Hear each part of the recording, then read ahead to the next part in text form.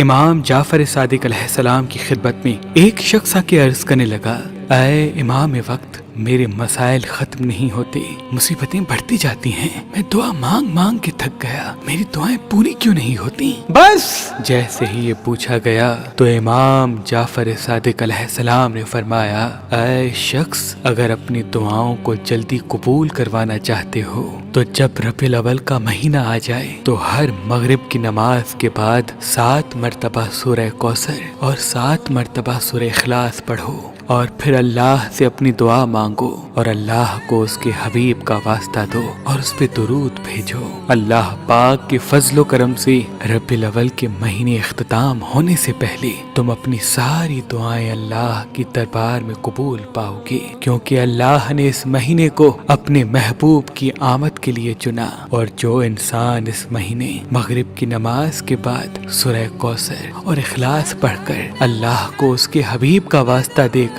جو بھی دعا مانگتا ہے، اللہ وہ دعا چاہے اس کی تقدیر میں ہو یا نہ ہو فوراً قبول کر دیتا ہے، فوراً